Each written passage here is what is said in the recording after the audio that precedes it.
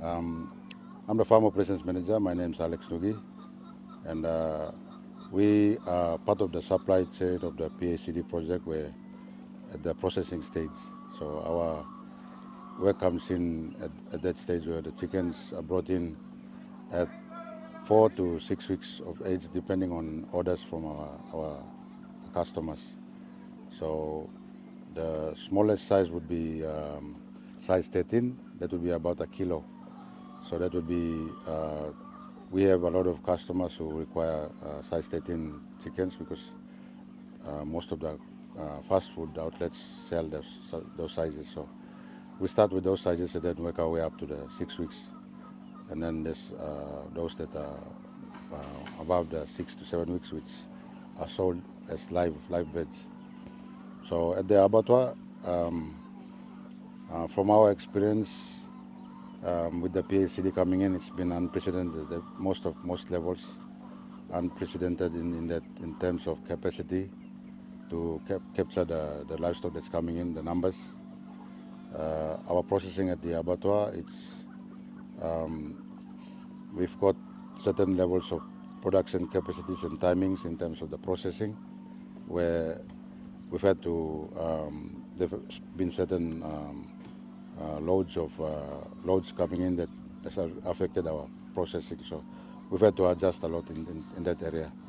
So just to put it in a nutshell, you bring chicken in, you have to slaughter it, you have to have timing for bleeding, you have to have timing for chilling, you have to have timing for freezing, and then you have to have the sell out within a certain period of time. And that we have certain number of chicken we can, for chickens, for pigs, for cattle, we have certain timings for each production cycle. So with the PACD, that's one of our biggest challenges at the abattoir, is trying to get out the stock within the minimum processing time and then getting the next stock in. So that's been our biggest challenge. And for us now would be, while addressing those challenges, we have to also build capacity, storage, the processing capacity, the chilling capacity, and all that. So that's from our end. The other challenge we are facing now is also to do with marketing. So we will need to establish a larger market outlet so we can send our stock out as much as we're bringing in. So if we have a customer that is getting up to 1,000 beds every 3 days, or we have 2 to 3 customers getting 500 dressed weights going out on a, say, every second day, that would really help us in terms of meeting the incoming stock and exiting stock and incoming. At the moment, we are not able to do that yet. So that is also as a backlog right down to where the farmers are, from holding pens all the way to the farmers. And that's something that we really need to address in terms of the market accessibility for our stock now, our processing.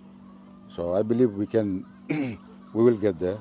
The markets are slowly opening up, and our production capacity, we've been getting purchasing larger storage space in terms of what they call reefer containers, where the freezer containers we stock in you can store up to 3,000 to 4,000 dressed whole chickens within a container, and that will really help us to get the stock in. So, but I'm optimistic, quite optimistic about how the project will sustain itself in the long run.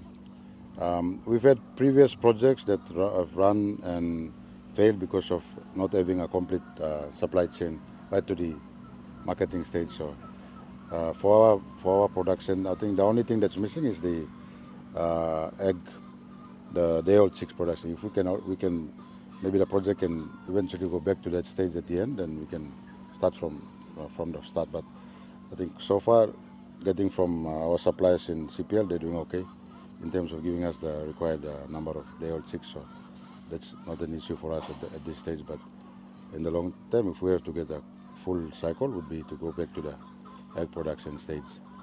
But as I said, we would rather focus on this challenge right now and not worry about the other stages until we are able to get to that. So the abattoir is a fully certified NAQIA inspected facility. So, and also we have workers who are health checked, and they go through stringent health checks to make sure they're okay to operate, meat products and all that, so, and processing. So we have every 3-month quarterly inspection by NAQIA, food safety, the NAQIA livestock officer that comes around, and also health inspectors that come around to certify us.